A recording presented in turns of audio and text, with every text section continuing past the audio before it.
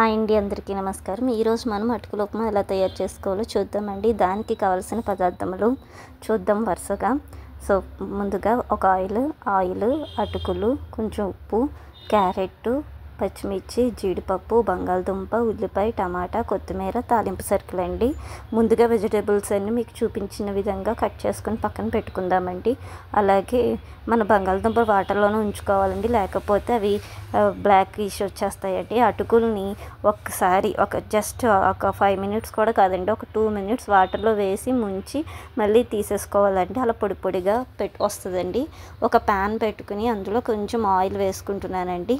Oil వేసుకున్న తర్వాత pan అన్నది హీట్ ఎక్కేంత వరకు ఆగిన తర్వాత ముందుగా మనం సర్దుకున్న తాలింపు సరుకులు అంటే పచ్చెనపప్పు, మినపప్పు, జీలకర్ర, ఆవాలు అండ్ కరివేపాకు ఇవి వేసుకుని మీడియం ఫ్లేమ్లోనే ఉంచుకొని గోల్డెనిష్ అంటే లేదా బంగారపు కలర్లో వచ్చేంత వరకు వేయించుకోవాలండి. ఇలా వేయించుకున్న తర్వాత మనం ముందుగా కొంచెం జీడిపప్పు కూడా వేసుకుంటున్నానండి. మధ్యలో ఉప్మా మధ్యలో క్రిస్పీగా జీడిపప్పు తగిలితే చాలా చాలా బాగుంటుందండి.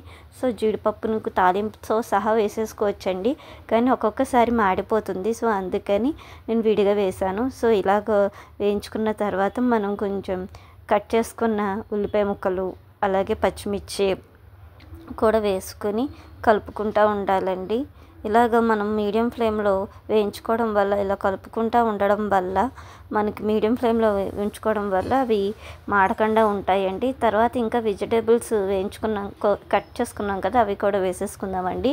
క్యారెట్, టమాటా అండ్ బంగాళదుంప వేసేసుకుంటున్నానండి. ఇంకా మీ దగ్గర బీన్స్ కానీ క్యాప్సికమ్ కానీ ఏముంటే అవి కూడా వేసుకోవచ్చండి. నా దగ్గర ఇవే ఉన్నాయి కాబట్టి నేను ఇవే వేసుకున్నాను. సో ఇలా వేసుకున్న తర్వాత కొంతమంది అల్లం వెల్లుల్లి ఫ్లేవర్ కూడా నచ్చుద్దండి. యాక్చువల్లీ అయితే వేసుకోక్కర్లేదు, వేసుకోకపోతేనే బాగుంటుందండి. సో ముక్కలు గమ్ముని ఉడకడానికి కొంచెం ఉప్పు అయితే వేస్తున్నానండి. నేను ఇక్కడ సేంద్రియ లవణం పింక్ సాల్ట్ వాడుతున్నానండి. సో పింక్ సాల్ట్ వాడడం వల్ల మంచిదంట అండి, నాకు తెలీదు. సో అన్నారని నేను వాడుతున్నాను. కొంచెం ఫ్లేవర్ కోసం, కొంచెం టేస్ట్ కోసం ఒక స్పూన్ నెయ్యి కూడా వేసి కలుపుతున్నానండి. సో ఇలాగ ముక్కలన్నీ ఉడికేంత వరకు మీడియం ఫ్లేమ్లో కలుపుతూ ఉండాలండి. ఇవన్నీ కుక్ అయ్యేంత వరకు మనం మీడియం ఫ్లేమ్లోనే పెట్టుకుందామండి. సో కొంచెం కలర్ కోసం కొంచెం పసుపు, కొంచెం కారం కూడా వేస్తానండి. సో మీకు కారం కూడా వేసి చూపిస్తాను తర్వాత. ప్రజెంట్ అయితే పసుపు ఒకటే వేసాను. ముక్కలు ఉడికినాయో లేవో ఎలా చూసుకుంటామండి, మినిమం అయితే పైకి తీసుకుని కట్ చేసుకోవచ్చు. నేనైతే ఇలా గరిటెతో కట్ చేస్తానండి. బంగాళదుంప కట్ అయ్యింది అంటే ఉడికిందని అర్థం, అలాగే క్యారెట్ కూడా కట్ అయ్యింది అంటే ఉడికిందని అర్థం. ఇలా ఉడికిన తర్వాత మనం అలా కలుపుతూ ఉండి దగ్గరికి వచ్చాక తర్వాత మనం అలా కలుపుతూ ఉండాలండి. అటుకులు చాలామందికి ఎంచుకుంటారు కదండి. సో అటుకుల ఉప్మా కూడా మంచిగానే ఉంటాయి. పులిహోర అటుకులు కూడా వేసుకోవచ్చు. సో మనం ఇలాగ నానబెట్టుకున్న అటుకులు చూడండి ఎంత పొడి పొడిగా ఉన్నాయో. సో మనకి ఆ మిశ్రమం అయితే వేగింది కదండి. సో అందులోకి ఈ అటుకుల మిశ్రమాన్ని అయితే కలుపుదామండి. సో అంతా ఒకేసారి వేసేయచ్చండి, మళ్ళీ కింద పడుతుందేమో అని కొంచెం వేసాను. సో అంతా వేసేసానండి. వేసేసిన తర్వాత ఇలా కలుపుకుంటూ ఉండాలండి. ఇలా కలుపుతూ మనం ఆ మిశ్రమం అంతా అటుకులకి పట్టేంత వరకు ఇలా కలుపుతూ ఉండాలండి. సో కలుపుతూ ఉంటే కలిసిపోతుంది కదండి.